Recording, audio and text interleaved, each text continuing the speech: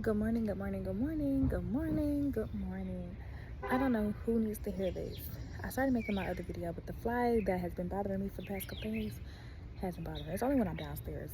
He don't want to go upstairs and he don't want to follow me out the house. So I had to step outside to talk to y'all real quick.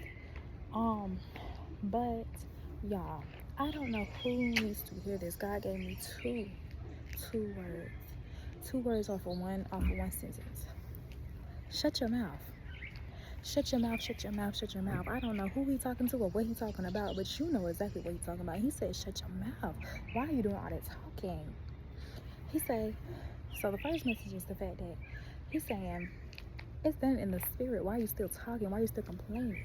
Why do you still have so much to say when I've already told you it's done, when I've already given you the confirmation of what you needed to know?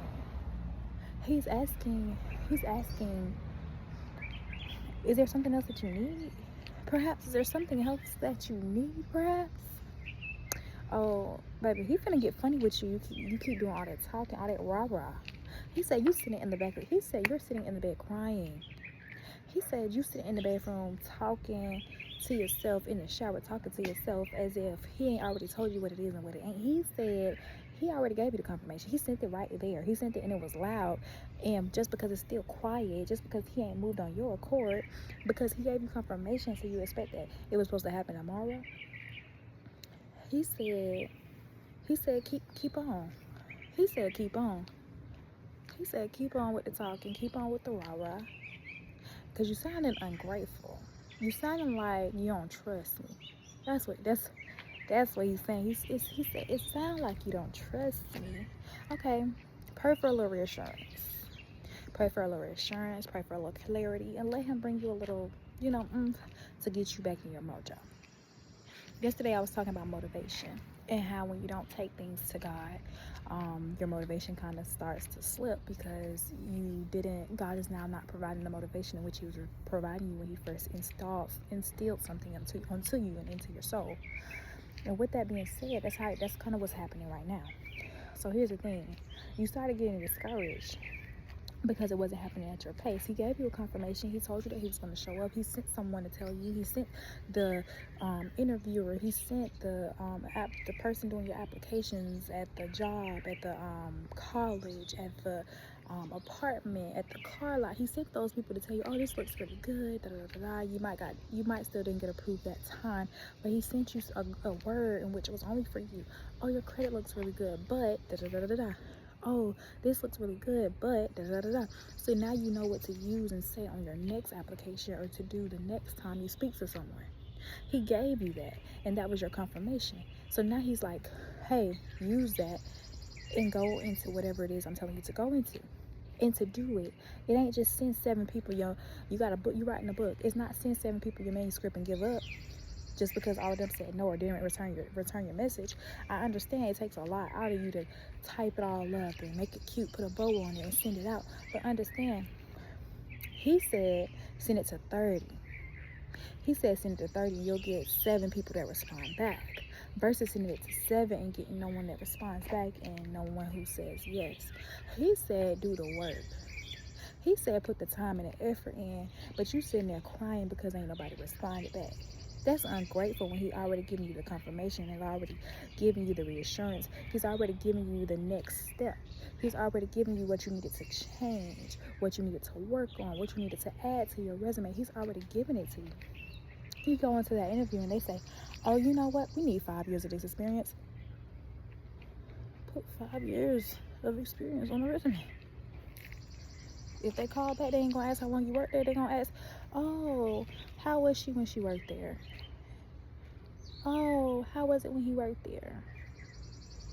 Oh, was he doing good with Microsoft?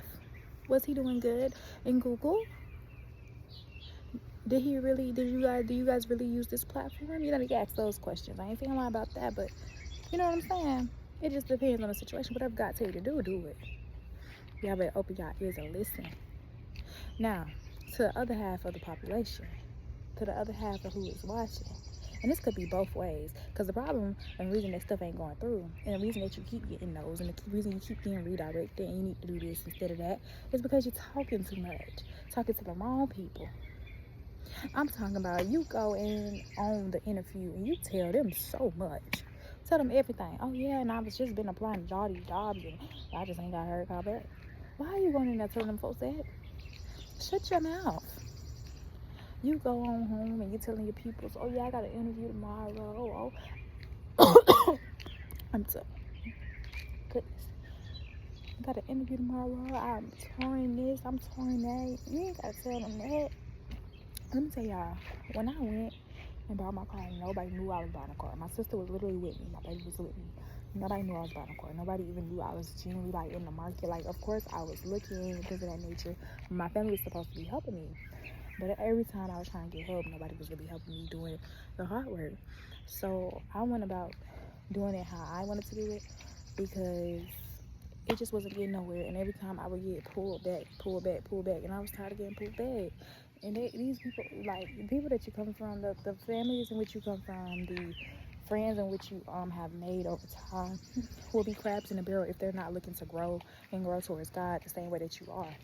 You gotta understand that when godly things are being presented to you, or you're on a path with God in alignment with godly things and God's will, anything that is evil will hinder that. It will taint that. The energy of telling people stuff taints that. So if you tell somebody, oh, like for instance, this is the simplest thing. Oh yeah, I'm trying not to drink or smoke anymore. And then you tell somebody that drinks or smokes out the butt, either you gonna need to be real strong, or you don't need to be telling them that. You just need to say no. They ask you why, you say, I just ain't feeling it today. No, I'm good today, thank you. You don't gotta tell them why. You ain't gotta tell them who told you to. You know what I'm saying? Now, when you get to a point where you really, you standing in it, you ain't had a drink in a couple years, a couple months, or whatever the case may be, then you say, oh, well, God said, and you tell them that God brought you up out of it. I don't drink no more. That's different than, oh, I'm not looking for a drink today, and you just drank last week, because it's new. When it's new, it's really hard, because now the devil got us started. Now they gonna keep coming up to you. Come on, take a shot. Just take a shot. Come on, just smoke. I miss you. Let's do it. Come on, let's just watch a movie and lay up and cuddle.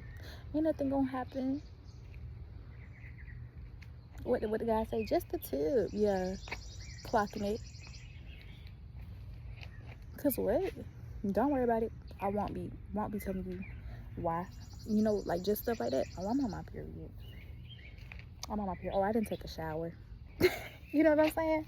I always say excuse for everything until you ready to stand in it and say, God said I don't need to do it, so I stopped, and now I don't do it no more.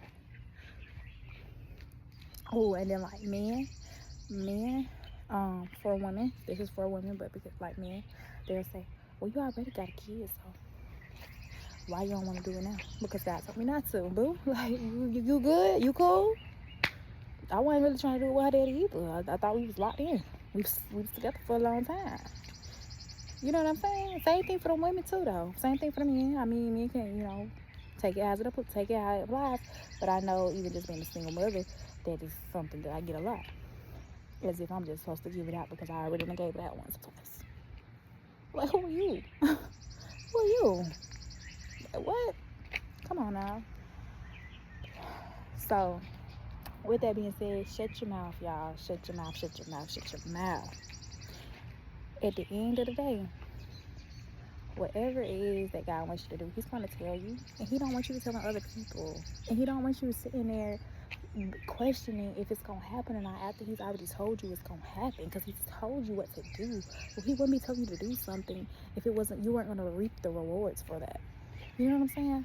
So at the end of the day, I love y'all. And I'll talk to y'all later. It's been 9 minutes and I am at work.